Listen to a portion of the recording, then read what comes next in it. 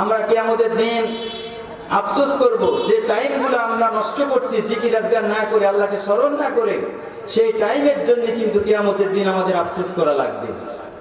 এই জন্য সেই সময় যাতে আমাদের আফসোস না করতে হয়, তার আগেই আমরা যদি বেশি বেশি করে আল্লাহ স্মরণ করতে পারি, তাহলে কিয়ামতের দিন কিন্তু আফসোস করা লাগবে না। তারপরও বলা হয়েছে জান্নাতের বিভিন্ন স্তর আছে, জান্নাতে যাওয়ার পরও সে আফসোস করবে যে আল্লাহ আরো যদি বেশি করে তোমার গোলামি করে আসতে পারতাম, তাহলে আমি জান্নাতুল ফেরদাউস পেতাম। এই জন্য আমরা চেষ্টা করব যত সময় আমাদের নিঃশ্বাস আছে ততক্ষণ পর্যন্ত আমরা আল্লাহর গোলামি করব, আল্লাহর জিকির করব, আল্লাহর তাসবিহ আমরা পাঠ করব। আল্লাহ পাক এই শুকরিয়া সম্পর্কে সূরা আনামের ভিতরে বলছেন, আলহামদুলিল্লাহিল্লাযী খালাকাস সামাওয়াতি ওয়াল আরদা ওয়া জাআলাজ যুলুমাতি ইলান নূর।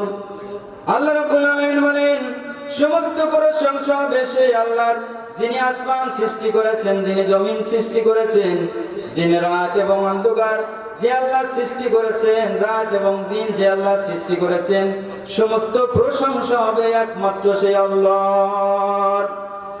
আল্লাহ রাব্বুল আলামিন আপনার স্বাস্থ্য সুন্দর দিয়েছেন, শুকরিয়া আদায় করবেন আল্লাহর। আপনি খাবার খাচ্ছেন, শুকরিয়া আদায় করবেন আল্লাহর। আপনার স্ত্রী ভালো, শুকরিয়া আদায় করবেন আল্লাহর। আপনার ছেলে ভালো, শুকরিয়া আদায় করবে আল্লাহর। আপনার জমিনে ফসল হয়েছে, ফসল থেকে শুকরিয়া আদায় করবেন আল্লাহর। কিন্তু আমরা এমন নেমখারাম যে আল্লাহর শুকরিয়া আদায় করি না, ঠিক না বলেন? আমরা কিন্তু আল্লাহর শুকরিয়া আদায় করতে জানি না। যে পরিমাণ নিয়ামত আল্লাহ পাক আমাদের দান করেছেন, আল্লাহ পাক কোরআনে বলছেন যে আমি তোমাদেরকে যে নিয়ামত দিছি, সেই নিয়ামত যদি তোমরা গুনাহ শুরু করো, কিয়ামত পর্যন্ত গুনাহ শুরু করলেও গুনতে গুনতে তোমরা সেই নিয়ামত গুনে শেষ করতে পারবা না। পারবো বলেন? আমরা পারবো না। আল্লাহ নিয়ামত যদি আমাদের কাছ থেকে শুধুমাত্র মনে করেন বাতাস, 1 মিনিটের জন্য 2 মিনিটের জন্য বাতাস যদি কেড়ে নাই, আমরা আর কেউ বাঁচবো বলেন? আমরা কেউ বাঁচবো না। এই জন্য নিয়ামতের শুকরিয়া আদায় করতে হবে। আল্লাহ পাক সূরা দুল বাকারার ভিতরে বলছেন, কাইফা তাকফুরুনা বিল্লাহি ওয়া কুনতুম আমওয়াতান ফাআহইয়াকুম সুম্মা ইউমীতুকুম সুম্মা ইউহয়ীকুম সুম্মা ইলাইহি তুরজাউন। নাফরমানি করো, কিভাবে তুমি অকৃতজ্ঞতা প্রকাশ করো, অথচ তুমি সৃষ্টির পূর্বে কিছুই ছিলে না। এরপরে আমি আল্লাহ পাক তোমাকে সৃষ্টি করেছি, এরপরে তোমাকে আবার মৃত্যু দেব, এরপরে তোমাকে আবার জীবিত করব, এরপর তোমাদের সকলকে আমার কাছে ফিরে আসতে হবে। তাহলে কেন তোমরা আল্লাহর শুকরিয়া আদায় করো না? আজ থেকে 100 বছরের আগের লোক কি এখন পাওয়া যাবে বেশি? কথা বলেন। আমরা যারা এখন বর্তমান আছি, 100 বছর পরে কেউ থাকবো? আল্লাহ বলছেন তোমাদেরকে চলে যখন আসতেই হবে আমার কাছে, তাহলে কেন তোমরা আল্লাহর নিয়ামতের শুকরিয়া তোমরা আদায় করো না? আমি আপনাদের সামনে আজকে যে বিষয়টার পরে আমি কথা বলতে চাই, আমি সাবজেক্টরি কথা বলার চেষ্টা করি, বিষয় ভিত্তিক একটা বিষয়ের পরে বোঝানোর চেষ্টা করব। কিয়ামতের দিন যখন ভয়ঙ্কর অবস্থা হবে হাসরবাসীর, সেই ভয়ঙ্কর দিনে আল্লাহর আরশের ছায়া ছাড়া কোনো ছায়া থাকবে না। সেই মুহূর্তে যে সমস্ত লোকের ওই আরশের নিচে ছায়ায় স্থান লাভ করবে, তাদের কি কি গুণ থাকা দরকার, এই গুণগুলো নিয়েই মূলত আমি কথা বলার চেষ্টা করব। আল্লাহ পাক আমাকে সে তৌফিক দান করুন, সবাই বলেন আমিন। আল্লাহ রসুল সাল্লাল্লাহু আলাইহি সাল্লাম একটা বড় হাদিস, এই হাদিসের ভিতরে সেই গুণগুলো বর্ণনা করছেন।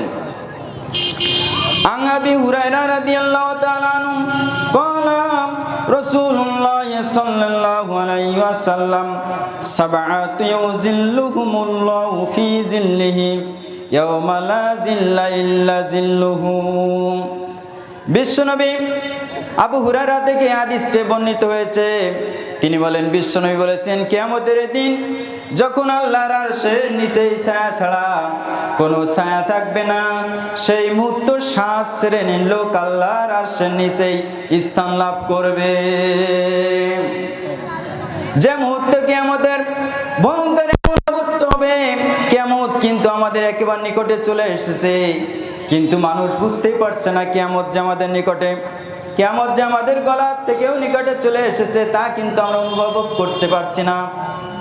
আল্লাহ পাক সূরা আম্বিয়ার ভিতরে বলছেন, ইকতারাবা লিন-নাসি হিসাবুহুম ওয়া হুম ফি গাফলাতিন মুরিদুন।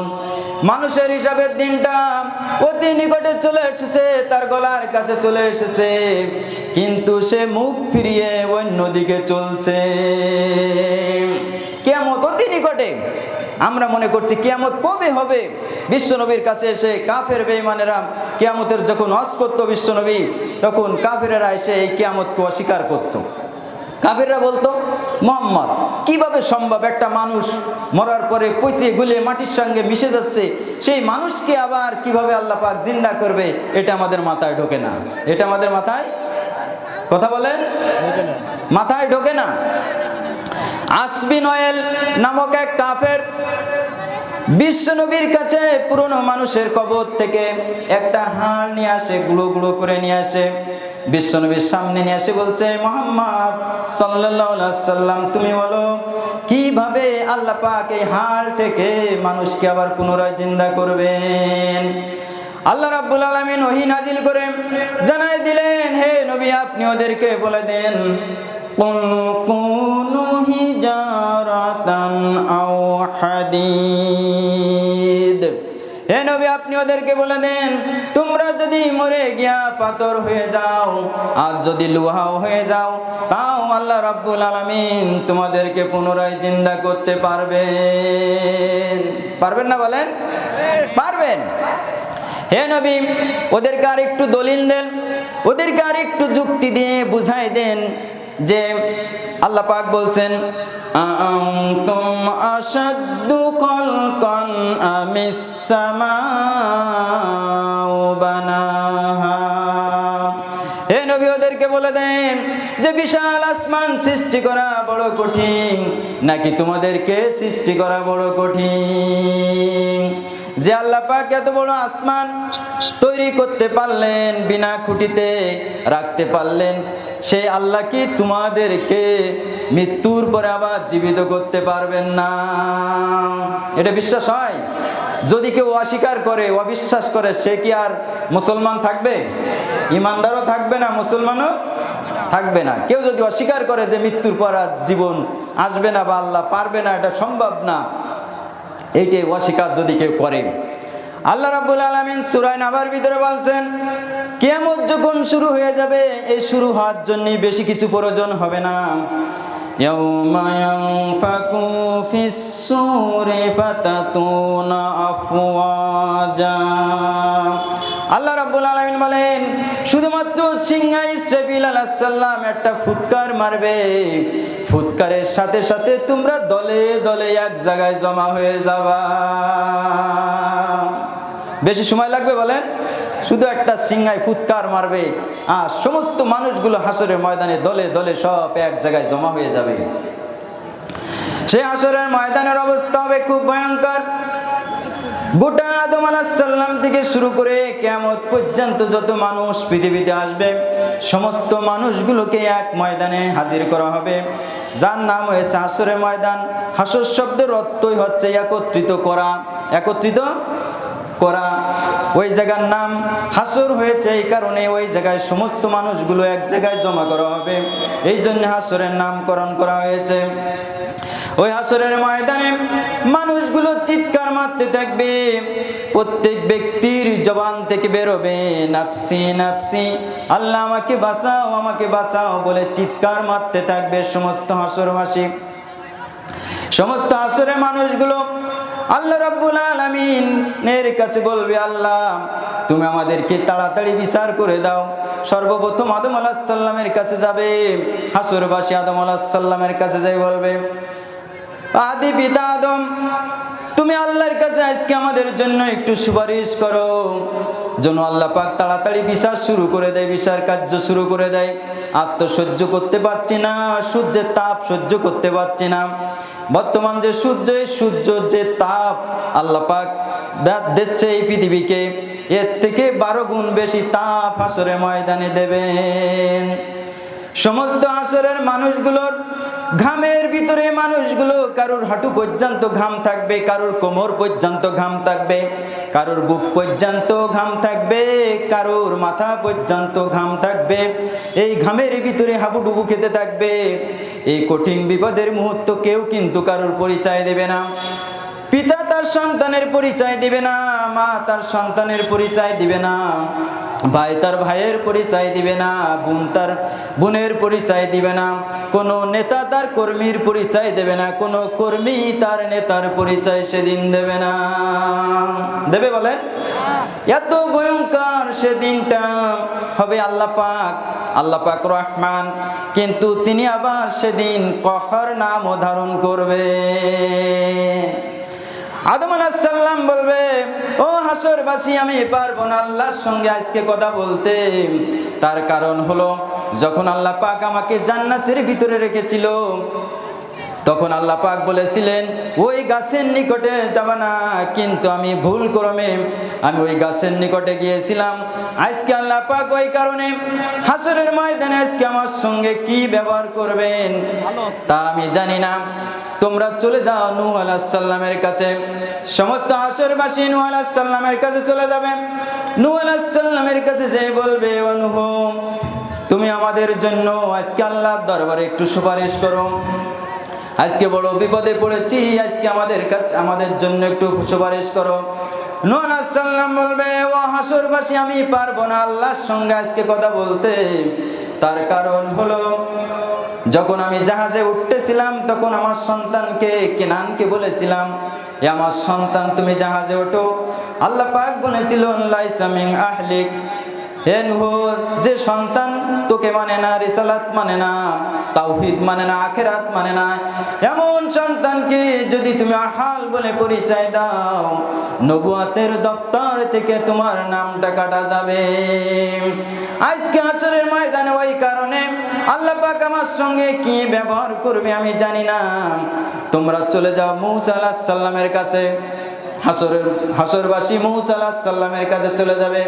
মূসা আলাইহিস সালামের কাছে যাওয়ার পরে মূসা আলাইহিস সালাম বলবে, ও হাসরবাসী, আমি পারবো না আল্লাহর সঙ্গে আজকে কথা বলতে। তার কারণ, কিপ্তি বংশের একটা যুবককে শাসন করার জন্য একটা থাপ্পড় মেরেছিলাম, সেই থাপ্পড় খেয়ে কিপ্তি বংশের যুবক ছেলেটা মারা গেছিল। আজকে আল্লাহ পাক সেই কারণে আমার সঙ্গে কি ব্যবহার করবে তাও তো আমি জানি না। আমি পারবো না আল্লাহর সঙ্গে আজকে কথা বলতে।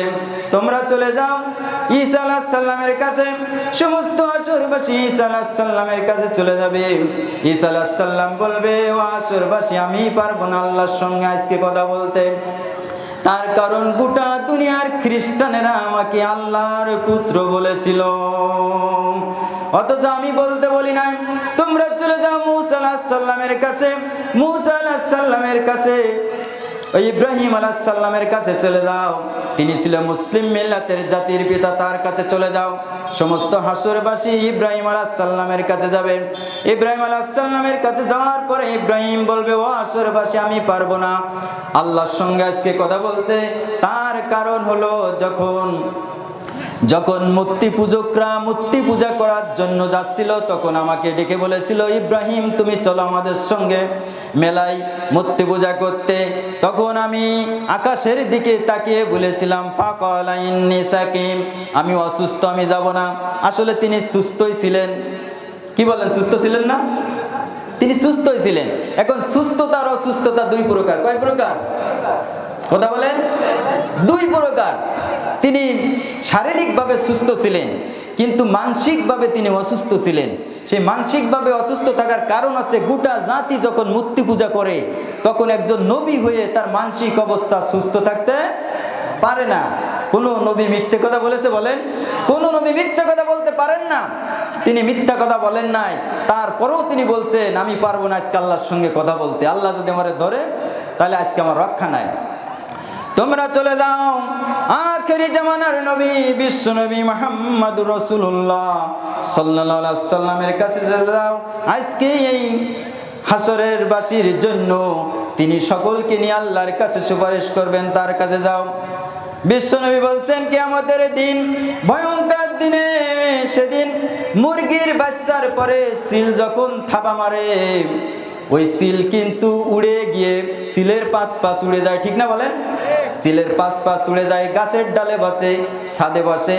এরপরে মুরগি আবার বাচ্চার কাছে ফিরে এসে তার ভাষা দিয়ে বুঝাতে চায়, কিসির মিসির করে ডাকতে থাকে আর বলতে থাকে, ও বাচ্চারা আয় আয় আমার ডানার তলে আয়, আমি থাকতে একটা বাচ্চা সিলের মুখে ছেড়ে দেব না। বিশ্বনবী বলেন কিয়ামতের দিন আমি নবী বাচ্চাওয়ালা মুরগির মতো উড়ান মারব, একবার ফুলচুনাতের গুড়ায় যেয়ে পড়ে যাব, একবার আল্লাহর আরশে আজিমের গুড়ায় যেয়ে পড়ে যাব, একবার জাহান্নামের কিনারায় যেয়ে পড়ে যাব। আর সিজদা দিয়ে আল্লাহ কি বলবো, আল্লাহ আমার এতিম উম্মতকে আজ মাফ করে দাও। হাসরবাসী যখন বিশ্বনবীর কাছে যাবে তখন বিশ্বনবী বলবে, চলো আজকে আমরা সকলে গিয়ে আল্লাহর কাছে বলি। তখন আল্লাহ রাব্বুল আলামিন বলবেন, হাবিব দুনিয়ায় তোমাকে বহু কষ্ট দিয়েছি, আখিরাতে তোমার কষ্ট নাই, যাকে খুশি তাকে লইয়া বিনা হিসাবে জান্নাতুল ফেরদাউসে চলে যান। সেই সুপারিশ কি যারে তারে করবে বলেন? যারে তারে করবে? যারে তারে না। হযরত আয়েশা সিদ্দিকা রাদিয়াল্লাহু তাআলা আনহা তিনি বলছেন, ইয়া রাসূলুল্লাহ ইয়া হাবিবাল্লাহ, কিয়ামতের দিন অসংখ্য নবীর উম্মতদের মাঝ থেকে আপনার উম্মতকে আপনি কিভাবে চিনে নেবেন? বিশ্বনবী বলেছেন, ও আয়েশা শোনো, এক মাঠ যদি ঘোড়া থাকে, সেই ঘোড়ার ভিতরে যদি কিছু কিছু ঘোড়ার কপাল যদি সাদা থাকে, তাহলে কপাল সাদাওয়ালা ঘোড়ার মালিক কি তার ঘোড়াগুলো চিনে নিতে পারবে। হযরত আয়েশা রাদিয়াল্লাহু তাআলা আনহা বলেছেন, অনায়াসেই পারবে। বিশ্বনবী বললেন, কিয়ামতের দিন অসংখ্য নবীদের উম্মতের মাঝ থেকে আমার উম্মতদেরকে আমি এইভাবে চিনে নেব, যারা নামাজের উজু করেছে এই উজুর স্থানগুলো আল্লাহ পাক নূর দিয়ে চমকাতে থাকবে, আর ওই নূরের চমক দেখে দেখে আমি সুপারিশ করে জান্নাতে নিয়ে চলে যাব। একদল লোক বিশ্বনবীর সামনে এসে বলবেন, ইয়া রাসূলুল্লাহ ইয়া হাবিবাল্লাহ, আমরাও তো আপনার উম্মত, আমাদের জন্য একটু সুপারিশ করেন। বিশ্বনবী বলবেন, না, তোমরা যদি আমার উম্মত হতে তাহলে নূরের চমক আমি তোমাদের মুখে এবং হাতে দেখতে পেতাম। শোকান শোকান লিমান গায়রা মিন বাদি, দূরাও দূরাও তোমরা আমার উম্মত না, তোমরা আমার উম্মত না। হাসরের ময়দানে যদি বিশ্বনবী বলে তোমরা আমার উম্মত না, এর থেকে অসহায় কিন্তু আর কিছুই হতে পারে না, ঠিক না বলেন? ঠিক। কিন্তু আজকে সেই সুপারিশের যোগ্যতা আমাদের অর্জন করতে হবে। কিয়ামতের দিনটায় এত ভয়ঙ্কর হবে, যেদিন আল্লাহর আরশের নিচেই যারা স্থান লাভ করবে তারাই শুধুমাত্র নিরাপদে থাকবে, তারাই মাত্র নিরাপদে থাকবে, আর সবাই কিন্তু বিপদে থাকবে। এখন কারা সেই নিরাপদে থাকবে, আমি সেই কথাগুলো আমি আপনাদেরকে বোঝানোর চেষ্টা করবো। এক নম্বর কোয়ালিটি, ওই আরশের নিচে স্থান লাভ করতে হলে ইমামুল আদিলুন, ন্যায়পরায়ণ নেতা। ন্যায়পরায়ণ নেতা যারা হবে তারাই হচ্ছে আরশের নিচেই স্থান লাভ করবে। ন্যায়পরায়ণ নেতা বলতে এখন শুধু দেশের রাষ্ট্রের নেতা না, সকল ক্ষেত্রে পিতা হিসাবে আপনি মনে করেন পরিবারের নেতা। আপনি কি পরিবারের সমস্ত সদস্যের সঙ্গে ইনসাফভাবে চলতে পারেন? বলেন, আমরা চলতে পারি? বলেন, সমান দেখতে পারি? আপনি পরিবারের নেতা, আপনি কওমের নেতা, আপনি গ্রামের নেতা, এই গ্রামের নেতা কি সবাইকে সমান দেখতে পারে বলেন? গ্রামের মেম্বার কেউ কোনো দলের দিকে টানবেন না, সকল ক্ষেত্রে আমি বলছি। একজন গ্রামের মেম্বার সে কি সবাইকে সমান নজরে রাখে নাকি দলের দিকে টাইনে কথা বলে? কথা বলেন, টাইনে কথা বলে দলের দিকে। তা আপনি যদি টাইনে কথা বলেন তাহলে আরশের নিচে স্থান পাবেন না।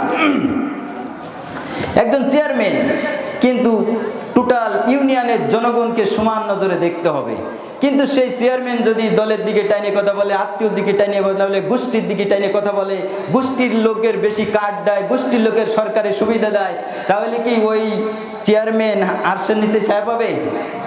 কথা বলেন না, পাবে না। এইভাবে এমপি, রাষ্ট্রপতি, প্রধানমন্ত্রী, এইভাবে প্রত্যেকটা সেক্টরে একজন বিচারপতি ন্যায় বিচার কি করে বলেন? এখন যারা বিচারের চেয়ারে বসে আছে তারা কি ন্যায় বিচার করে? নাই। এই ন্যায় বিচার যদি আপনি চেয়ারে বসে না করতে পারেন, আরশের নিচে স্থানে আপনি লাভ করতে পারবেন না। এখন বিচারপতি, আল্লাহ রসুল বলছেন 3 প্রকার। বিচারপতিরা কয় প্রকার? বিচারক 3 প্রকার। 2 প্রকার বিচারকরা জাহান্নামে যাবে, আর 1 প্রকার বিচারক জান্নাতে যাবে। 2 প্রকার কারা? যারা সঠিক তদন্ত না করে উল্টাপাল্টা রায় দিয়ে দিল একটা, এই বিচারকরা জাহান্নামে যাবে। আর এক বিচারপতি জাহান্নামে যাবে যে সঠিক তদন্ত করলো কিন্তু রায় দিলে উল্টা, এরা জাহান্নামে যাবে। আর যে বিচারপতি জান্নাতে যাবে, সঠিক তদন্ত করে সঠিক রায় দিল, সেই বিচারপতিরা জান্নাতে যাবে। এখন এই বিচারপতি কি বাংলাদেশে বর্তমান খুঁজে পাওয়া যাবে? বর্তমান বাংলাদেশে খুঁজে পাওয়া খুব মুশকিল। আরশের নিচেই যদি স্থান লাভ করতে হয় তাহলে ন্যায় বিচার করতে হবে। হযরত সুলাইমান আলাইহিস সালাম এর কাছে একটা সালিশ এলো, 2 মহিলা একটা সালিশ নিয়ে এলো। হযরত সুলাইমানের কাছে 2 মহিলার 2টো সন্তান ছিল। একটা সন্তান হঠাৎ করে যেভাবে হোক গায়েব হয়ে গেল।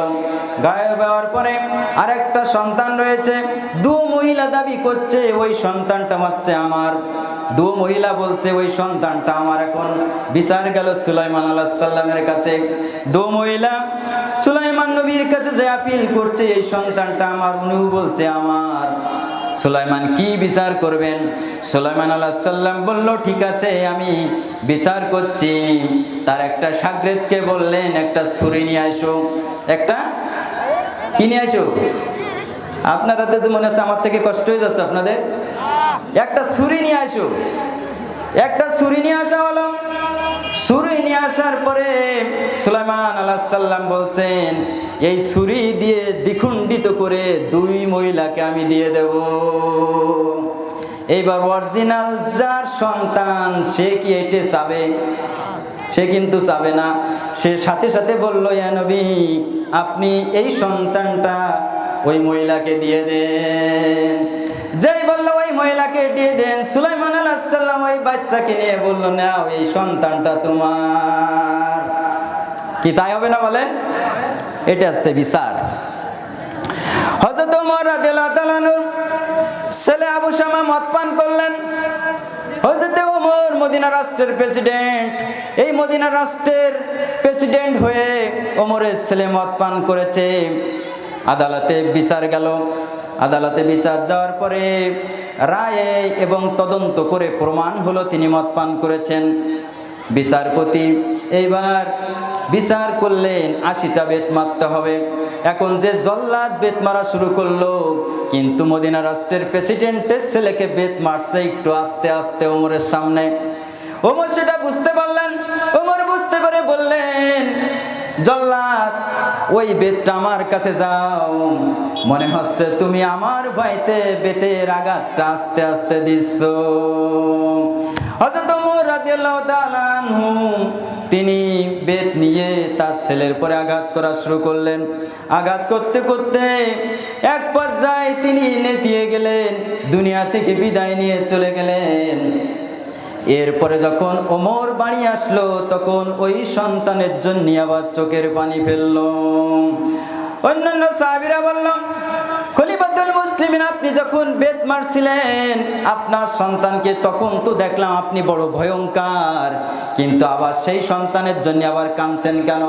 হযরত ওমর বললেন, ও সাহাবীরা শোনো, যখন আমি বেত মারতেছিলাম তখন ছিলাম আমি বিচারপতি এবং শাসক, ইনসাফ কায়েম করতে হবে, কিন্তু যখন আমি বাড়িতে এসেছি তখন তো উনি আমার সন্তান, ওই সন্তানের মায়ার কারণে আমার চোখ থেকে পানি পড়ে। কিন্তু কি কায়েম করে দিয়ে গেছে? ন্যায় বিচার। বদ্ধ পৃথিবী শাসন করেছে অমর ধুলার তক্তে বসি, খেজুর পাতার প্রাসাদ তোমার বারে বারে গেছে খুশি। বদ্ধ পৃথিবী শাসন করেছে ধুলার তক্তে বসে। আর এখন ছোট ছোট রাষ্ট্রের যে রাষ্ট্রপতিরা যেসব জায়গায় বসে, যেসব পার্লামেন্ট দেশের কোটি কোটি হাজার কোটি টাকা দিয়ে তৈরি, ঠিক না বলেন? এরপরে আসেন বিশ্বনবী কেমন বিচারপতি ছিলেন। বিশ্বনবী কেমন বিচারপতি ছিলেন, কেমন ইনসাফ কায়েম করেছেন। বিশ্বনবীর সময় তিনি যখন মদিনা রাষ্ট্রের প্রেসিডেন্ট, মাকজুম গোত্রের এক মহিলা চুরি করেছে। মাকজুম গোত্রের ওই মহিলা চুরি করেছে, ওই বংশটা ছিল একটু উচ্চ বংশীয় এবং প্রভাবশালী ওই মহিলা ছিল। ওই মহিলা প্রভাবশালী হওয়ার কারণে সাহাবীরা পরামর্শ করলো, যেহেতু ওই মহিলা চুরি করেছে, প্রমাণ হয়ে গেছে, বিশ্বনবীর কাছে যাই একটু সুপারিশ করো যাতে মহিলাকে বিশ্বনবী মাফ করে দেয়। কে যাবে এই সুপারিশ করতে? সাহাবীরা পরামর্শ করে কয়েকজন উসামাকে পাঠালো, যে আল্লাহ রসুলের প্রিয় সাহাবী উসামা, তুমি যাও রসুলের কাছে, যাই একটু সুপারিশ করো যাতে এই মহিলার পরে আল্লাহর বিধান কার্যকারী না করে। উসামা গেলেন। উসামা বিশ্বনবীর কাছে যাই বললেন, ইয়া রাসূলুল্লাহ, ইয়া হাবিবাল্লাহ, মাকজুম গোত্রের ওই মহিলাকে মাফ করে দেন। বিশ্বনবী শোনার সাথে সাথে বিশ্বনবীর চেহারাটা লাল হয়ে গেল। বিশ্বনবীর চেহারাটা লাল হয়ে গেল। উসামাকে বলল, উসামা, যে আল্লাহ পাক চুরি করলে হাত কেটে দেওয়ার কথা বলেছেন, সেই আল্লাহর আইনের বিরুদ্ধে কি তুমি আমার কাছে সুপারিশ করতে এসেছো? আল্লাহর কসম খেয়ে বলি, ওই মহিলা তো দূরের কথা, জান্নাতের মহিলাদের সর্দারিনী মা ফাতেমা, আমার কলিজার টুকরা ফাতেমাও যদি চুরি করত, আমি নবী কোরআনের বিধান অনুযায়ী তার হাতটা কেটে দিতাম। ন্যায় বিচার কাকে বলে? আর এখন যত বিচার হয় সব উল্টো পাল্টা, ঠিক না বলে? যত বিচার হয় সব উল্টো পাল্টা। যাদের বিচার করা দরকার তাদের বিচার হয় না, যাদের বিচার করা দরকার না, বিচারক কার্য চালানো যায় না, অন্যায় করে নাই, তাদের বিচার চলে এখন দুনিয়ায়। এই ন্যায় বিচার যারা করবে, এটা একটা কঠিন কাজ। আর কঠিন কাজ হওয়ার কারণে কঠিন দিনে আরশের নিচেই তারা ছায়া পাবে। আমরা কি আরশের নিচে ছায়া পেতে চাই? আমরা যদি পেতে চাই তাহলে আজকে থেকে ন্যায় বিচার করতে হবে। 2 নম্বর, 1 নম্বর শেষ। 2 নম্বর কোয়ালিটি হচ্ছে ওয়াশাবুন নাশা ফি ইবাদাতিল্লাহ। ওই যুবক আরশের নিচে ছায়া পাবে যে যুবকগুলো আল্লাহর ইবাদত করে করে যৌবনকাল পার করে দিয়েছে। কিন্তু অধিকাংশ আমরা যৌবনকালটাই খেলায় খেলায় রং তামাশায় পার করে বৃদ্ধ বয়সে যাই একটু মসজিদ ধরি, ঠিক না বলেন? একটু জিকির করি, সুবহানাল্লাহ, আলহামদুলিল্লাহ, লা ইলাহা ইল্লাল্লাহ।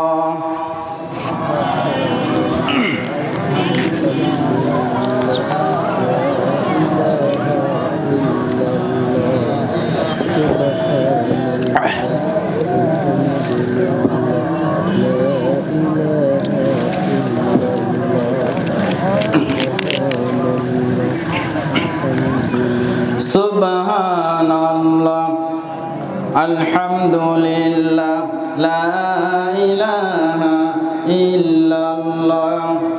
সুবহানাল্লাহ, আলহামদুলিল্লাহ, লা ইলাহা ইল্লাল্লাহ। 2 নম্বর কি বলেছি? ওই যুবক, যে যুবক তার যৌবনকালটা আল্লাহর গোলামি করে করে, আল্লাহর ইবাদত করে করে যৌবনকালটা শেষ করে। আর আমরা যৌবনকালটা শেষ করি মোবাইল দেখে, অন্য মেয়েদের পিছনে ঘুরে ঘুরে, ঠিক না বলেন? এই কাজটা করা যাবে না। যৌবনকালই হচ্ছে ইবাদতের মোক্ষম সময়। আসি এবার যুবকদের নিয়ে আমি কিছু কথা বলি। এই পৃথিবীতে ভালো ভালো কাজ যাদের দ্বারা সংগঠিত হয়েছে, অধিকাংশ হচ্ছে যুবক ছিল।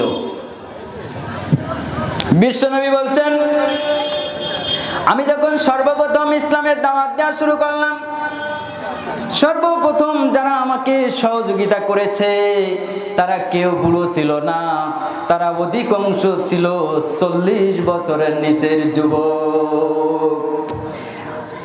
ইসলামের 4 খলিফা হযরত ওমর রাদিয়াল্লাহু তাআলা আনহু যখন ইসলাম কবুল করেন তখন বয়স ছিল 26 বছর। হযরত আবু বকর যখন ইসলাম কবুল করেন তখন আবু বকরের বয়স ছিল 37 বছর। হযরত আব্দুর রহমান ইবনে আউফ যখন ইসলাম কবুল করেন তখন তার বয়স ছিল 17.5 বছর। হযরত আলী রাদিয়াল্লাহু তাআলা আনহু যখন ইসলাম কবুল করেন তখন তার বয়স ছিল 8.5 বছর। ইসলামের যারা খেদমত করেছে সর্বপ্রথম অধিকাংশ তারা ছিল যুবক। এই যুবক শ্রেণীরা বিশ্বনবী যুবকদের সম্মান দিয়েছে, যুবকদের মর্যাদা দিয়েছে। যে পরিমাণ যুবকদের মর্যাদা দিয়েছে, একদিন বিশ্বনবী আমাদেরকে আজকে এইরকম মাহফিলের মতো একদিন বিশ্বনবী ওয়াজ করছেন।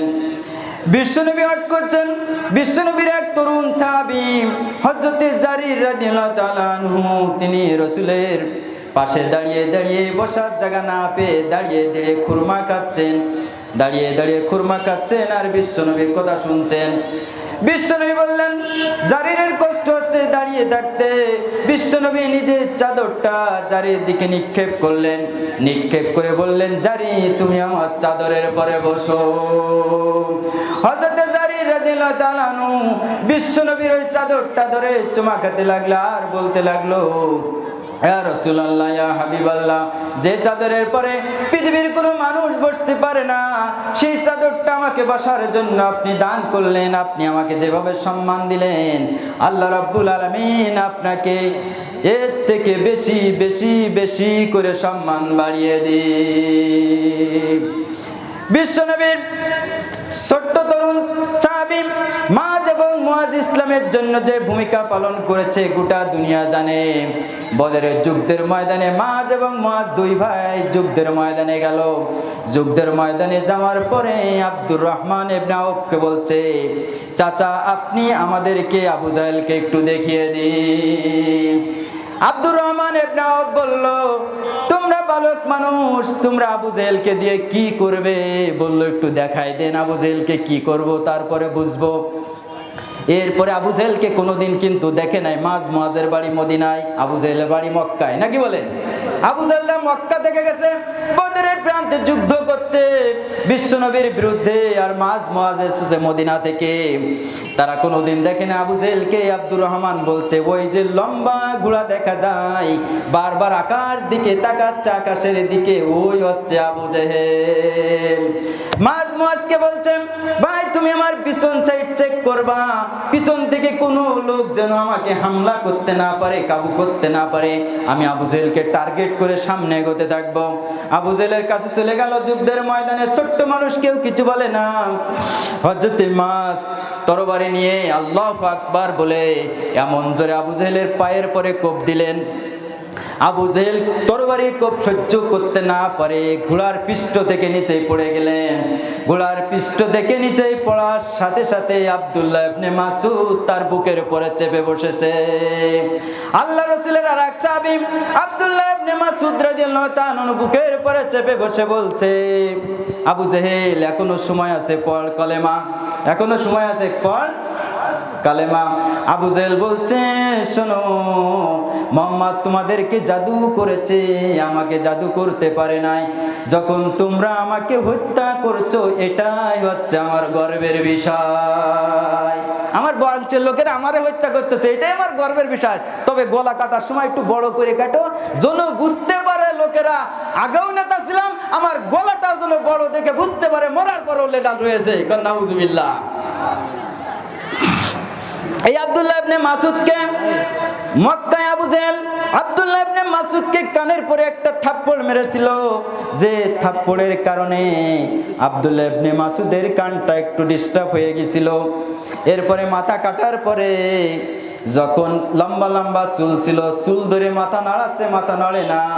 এরপর তরবারির আগা দিয়ে কানটা ছিদ্র করলেন, লেতিটা ছিদ্র করলেন। ছিদ্র করার পরে এইবার নাড়ায়, এইবার মাথা নড়ে। আল্লাহ রাব্বুল আলামিন দেখাই দিলেন এই আব্দুল্লাহ ইবনে মাসউদকে মক্কায় আবু জেহেল থাপ্পড় মেরেছিল কানের পরে। আল্লাহ বললেন আমি দুনিয়ায়ও ওই মাসউদের দ্বারাই তোর কানের লেতিটা আমি ছিদ্র করে দিলাম। কি আল্লাহ পারেন কিনা? আল্লাহ পারেন। আল্লাহ পাক ছিদ্র করে এরপরে বিশ্বনবীর কাছে তাবুর ভিতরে মাথার নলের ভিতরে তরবারির আগা ঢুকাই দিলেন। ঢুকাই দিয়ে বিশ্বনবীর কাছে নিয়ে গেলেন তাবুর ভিতরে। বিশ্বনবীর কাছে নিয়ে বলছে ইয়া রাসূলুল্লাহ, ইয়া হাবিবাল্লাহ, দেখেন ইসলামের সব থেকে বড় দুশমনকে, তার শিরটা আমি কেটে নিয়ে আপনার সামনে হাজির হয়ে গেছি।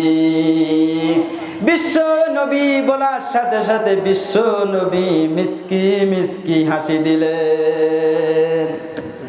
ইসলামের বড় শত্রুকে বিদায় করে দিয়েছেন এই মাজ এবং মুয়াজ। এরপরে আবু জেহেলের ছেলে ইকরামা পিছন থেকে এসে মুয়াজের ডান হাতে তরবারি দিয়ে কোপ দিয়েছে, ডান হাত ঝুলে গেছে। এরপরে এরকম কোন রকম নলটেছে, পায়ের তলে দিয়ে টান দিয়ে ছিঁড়ে ফেলাই দিলেন। ছিঁড়ে ফেলাই দিয়ে বললেন তুই আমারে ডিস্টার্ব করিস যুদ্ধের ময়দানে, দেখ তোর সাথে আমি কি ব্যবহার করি। আজকের বর্তমান তরুণেরা যুবকেরা এরকম কি আমরা পারি বলে? পারি বলে? মাত্র 13-14 বলা হয়েছে হাদিসে, এরকম বয়স তাদের।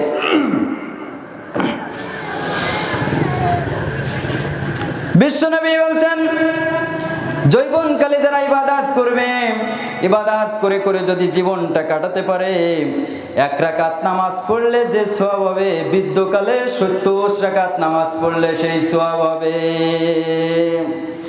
মুতার প্রান্তরে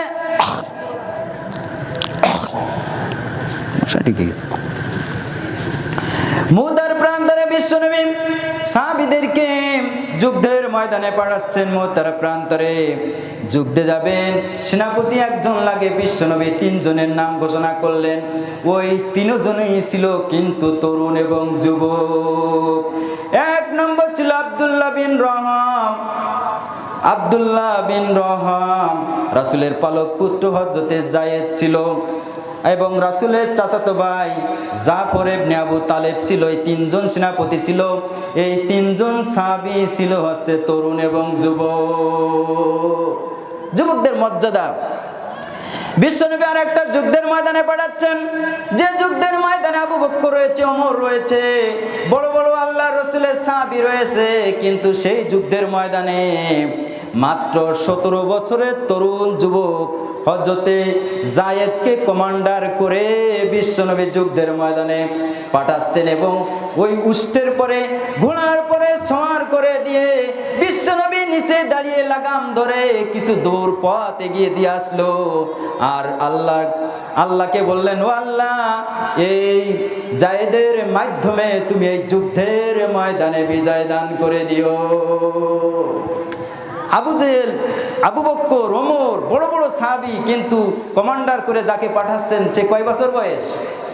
17 বছর বয়স। কমান্ডার করে যুদ্ধের ময়দানে পাঠাচ্ছেন। তরুণদেরকে এইভাবে সম্মান দিয়েছেন রাসূল পাক সাল্লাল্লাহু আলাইহি ওয়াসাল্লাম। রাসূল পাক সাল্লাল্লাহু আলাইহি ওয়াসাল্লাম কৌতুক করতেন, সেই কৌতুকগুলো ছিল সত্য আশ্রিত কৌতুক। বিশ্বনবী একদিন বক্তব্য দিতে বললেন, কিয়ামতের দিন কোনো বুড়ো মানুষ জান্নাতে যাবে না। জান্নাতে যাবে? কথা বলেন।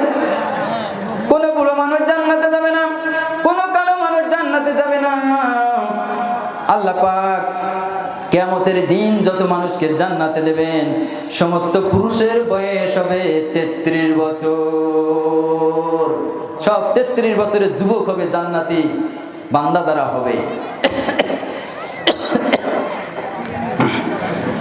হযরতে খাব্বাব রাদিয়াল্লাহু তাআলা আনহু তরুণ ছিল, যুবক ছিল। এই খাব্বাব খাব্বাব রাদিয়াল্লাহু তাআলা আনহু ইসলামের জন্য যে কি কষ্ট করেছে আমরা ইতিহাস থেকে জানি।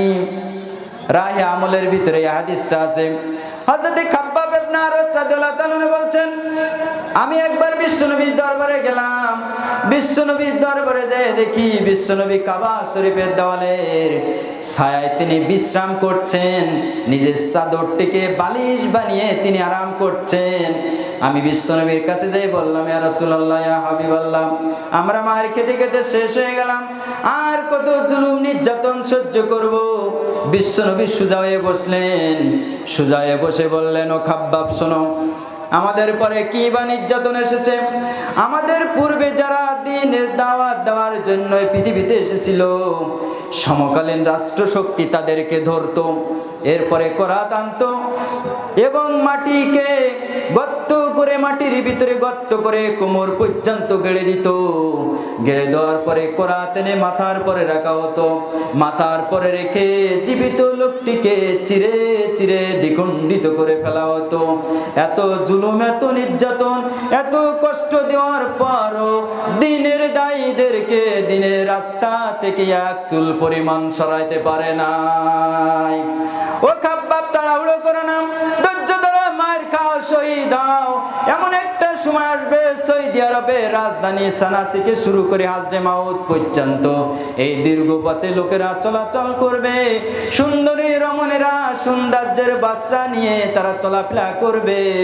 ব্যবসায়ীরা তাদের ধন সম্পদ নিয়ে চলাফেরা করবে। লা ইয়াখুফুনা ইল্লাল্লাহ, সেদিন তাদের কলিজার ভিতরে আল্লাহ ছাড়া কোনো ভয় থাকবে না। তবে তোমরা বলো, তাড়াহুড়ো করছো, তাড়াহুড়ো করা যাবে? এই খাব্বাব রাদিয়াল্লাহু তাআলা আনহু যুবক ছিল। হযরত ওমর যখন মদিনা রাষ্ট্রের প্রেসিডেন্ট, তখন হঠাৎ করে একদিন খাব্বাবের পিঠ ওমর রাদিয়াল্লাহু তাআলা আনহু দেখে ফেলেছেন। দেখে যে পিঠের যে হাড়, এই হাড়ে কোনো গোশত নাই। খাব্বাবকে বলছে, খাব্বাব, তোমার পিঠে গোশত নাই কেন? মনে হচ্ছে বসন্ত উঠছিল তোমার। হযরত খাব্বাব বলছে, ভাই ওমর শোনো, তুমিও তখন ইসলাম কবুল করো নাই। সর্বপ্রথম যখন ইসলাম কবুল করেছিলাম আমরা, ওই মক্কার কাফের নেতৃবৃন্দ আমাকে চিৎ করে মরুভূমির ভিতরে চিৎ করে শোয়াই দিত। লোহাকে গরম করে সেই গরম লোহার পরে আমাকে চিৎ করে শোয়াই দিত এবং বুকের পরে পাথর চাপা দিয়ে দিত। আর ওই লোহা, আগুনের লোহা, আমার গোশত রক্তগুলো গলে গলে পড়ে আগুনের ওই লোহা টালি বেজে যেত। ওই যে গোশতগুলো আমার পিঠ থেকে খসে গিয়েছে, আজও পর্যন্ত সেই গোশত পূরণ হয়ে যায় না। ও তরুণেরা, যুবকেরা, আমরা কি হযরত খাব্বাব রাদিয়াল্লাহু তাআলা আনহুর মতন ইসলামের জন্য কি কোনোদিন কষ্ট করেছি? বলেন, করেছি? বলেন। ওইরকম কষ্ট যদি আমাদের কেউ দিত, ইসলামের পথে টিকে থাকা আমাদের সম্ভব হতো না। তরুণেরা, যুবকেরা, ইসলামের দিকে এসো, কোরআনের দিকে এসো। আল্লাহর আরশের নিচে যদি ছায়ায় স্থান লাভ করতে হয়, তাহলে এই তরুণ বয়সটা কাটাতে হবে কার পথে? আল্লাহর পথে কাটাতে হবে। এই পথে যদি আমরা কাটাতে না পারি, আমাদের আরশের নিচে কিন্তু স্থান লাভ করতে পারবো না। আমরা ফিরে আসি আল্লাহর দিকে, ইসলামের দিকে, কোরআনের দিকে। তরুণ যুবক যারা, তারা যেন সময়টা হেলায় খেলায় নষ্ট না করি। এরপরে 3 নম্বর,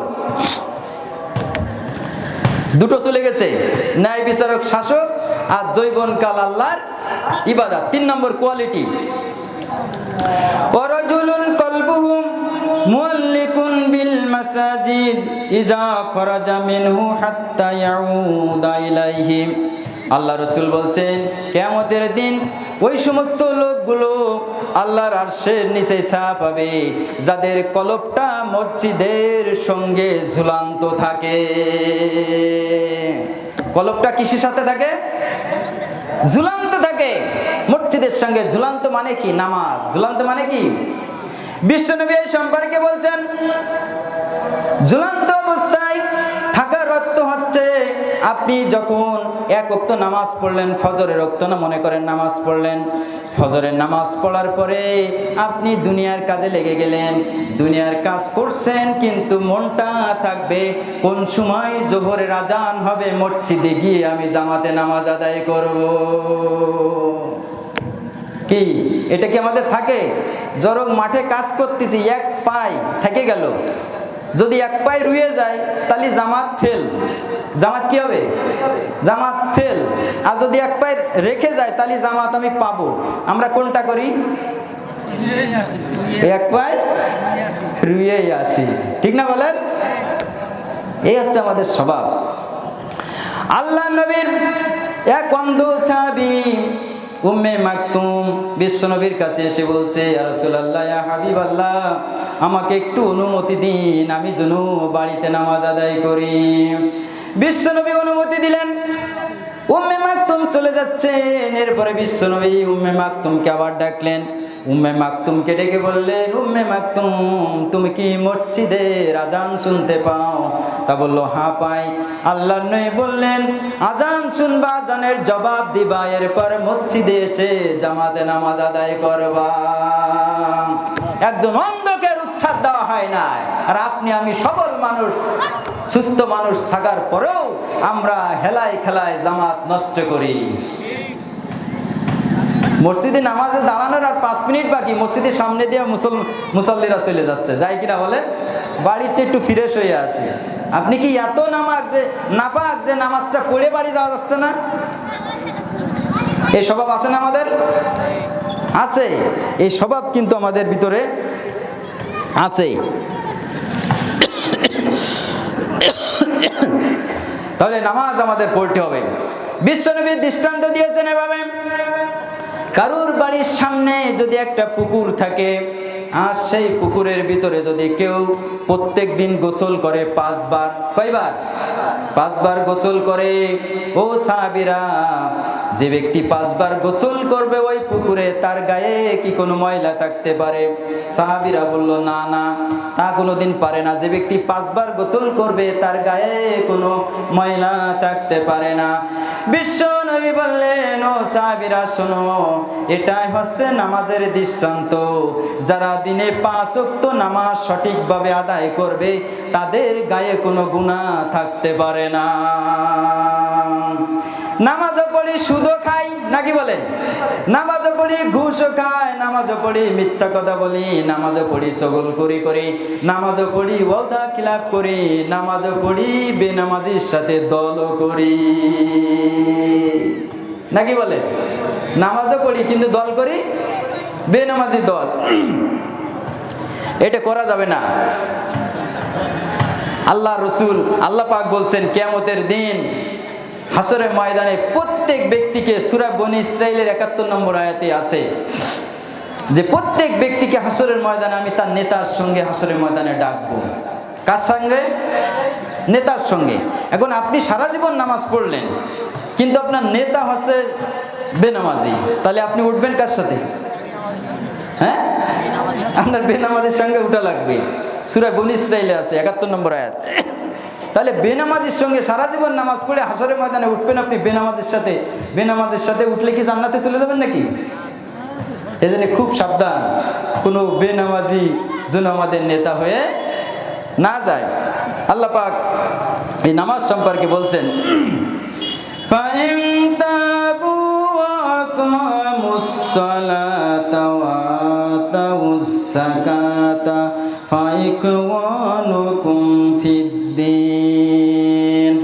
আল্লাহ রাব্বুল আলামিন বলেন, যে ব্যক্তি সারা জীবন নামাজ পড়ে নাই, নামাজের রস শোনার পরে সে ব্যক্তি যদি ফিরে আসে, ফাইন তাবু, সে যদি তওবা করে এবং নামাজ কায়েম করে এবং নামাজ আদায় করে আর যাকাত আদায় করে, সেই সমস্ত লোকগুলো হলো তোমাদের দ্বীনি ভাই।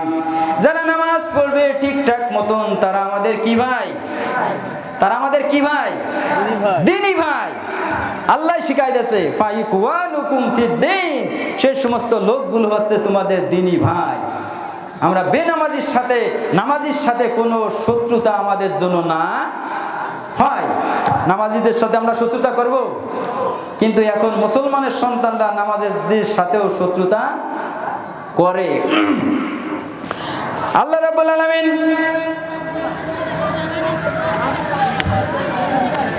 এই সম্পর্কে বলছেন, ফি জান্নাত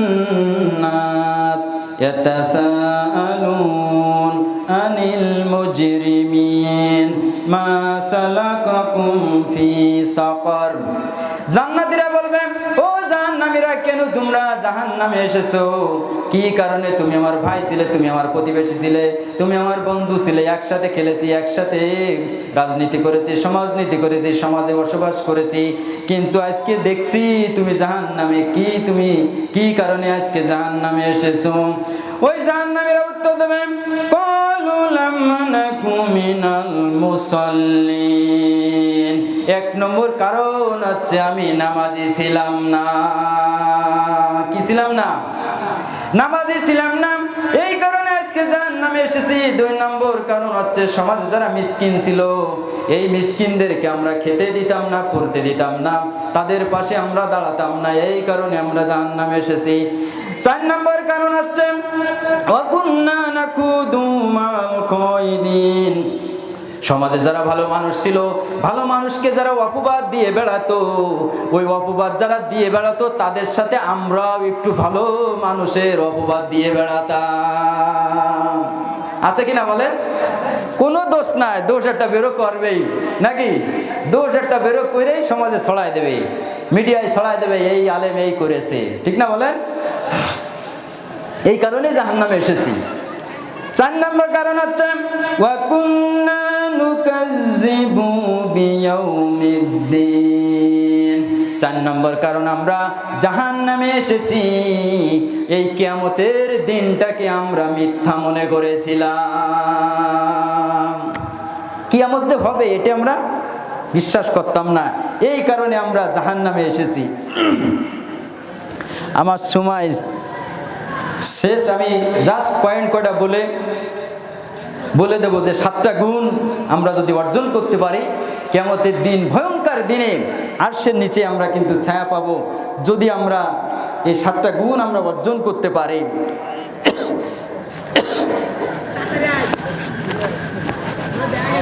এটা কয় নম্বর বলছি বলেন তো? 3 নম্বর। এটা কয় নম্বর? 3 নম্বর। তার নামাজ পড়বেন তো? নামাজ আমরা পড়বো তো ইনশাআল্লাহ? নামাজ যদি না পড়েন তাহলে আরশের নিচে স্থান পাবেন না। 4 নম্বর, রাজুলান তাহাব্বা ফিল্লাহি আস্তামা আলাইহি ওয়া তাফাররাকা আলাইহি। 4 নম্বর কোয়ালিটি হচ্ছে ওই দুই ব্যক্তি, যে ব্যক্তি আল্লাহর জন্য একজন আর একজনকে ভালোবাসে, আল্লাহর জন্য ভালোবাসে, আল্লাহর জন্য আবার পৃথক হয়ে যায়। কাউকে আপনি ভালোবাসবেন আল্লাহর জন্য, কারোর সাথে শত্রুতা করবেন আল্লাহর জন্য। এই সম্পর্কে একটা দৃষ্টান্ত আছে। হযরতে আবু বকর রাদিয়াল্লাহু তাআলা আনহু একদিন বদরের যুদ্ধ প্রসঙ্গে তার ছেলে আব্দুল্লাহর সঙ্গে কথা বলছেন। আব্দুল্লাহ বলছে, হে পিতা আমিরুল মুমিনিন, বদরের যুদ্ধের ময়দানে আপনি আমার তরবারির তলে কাছে পড়ে গেছিলেন, আপনি আমার পিতা হওয়ার কারণে আমি অন্য সাইডে চলে গেছিলাম, আপনাকে তরবারি দিয়ে কোপ না দিয়ে অন্যদিকে চলে গেছিলাম। আবু বকর বলছেন, আব্দুল্লাহ তুমি শোনো, আল্লাহর কসম খেয়ে বলছি, আমি বদরে তোমাকে যদি পাতাম, তোমার দেহের পরে তোমার মাথাটা আমি রাখতাম না। তখন আব্দুল্লাহ কাফেরদের পক্ষে আসছিল বদরের ময়দানে, কথা বুঝছেন? তাহলে আমার ভালোবাসা হবে কার জন্যে? আমার শত্রুতা হবে আল্লাহর জন্য। কাউকে দান করবো আল্লাহর জন্য, কাউকে দান থেকে বিরত থাকবো সেটাও আল্লাহর জন্য। সকল ক্ষেত্রে আমি রাজনীতি, সমাজনীতি, অর্থনীতি যা কিছু করব কার জন্য করব? আল্লাহর জন্য। 5 নম্বর, ওয়ারাজুলুন যাকারাল্লাহি খালিয়ান ফাফাদাত আইনাহু। আর যে ব্যক্তি, ওই ব্যক্তি আরশের নিচে ছায়া পাবে যারা গোপনে গোপনে আল্লাহর স্মরণ করে 2 চোখের পানি ফেলায়। এই গুণ তো আমাদের নেই বললেই চলে, ঠিক না বলেন? এই গুণ আমাদের নাই। বিশ্বনবী বলছেন, 2 শ্রেণীর লোককে জাহান্নামের আগুনে স্পর্শ করবে না। এক শ্রেণী হচ্ছে যারা রাতের আধারে ঘুম থেকে জেগে যারা তাহাজ্জুদের নামাজ পড়ে জাহান্নামের ভয়ে চোখ থেকে 2 ফোঁটা পানি ফেলায়, এই পানি ফেলানো লোকগুলো জাহান্নামের আগুনে জ্বলবে না।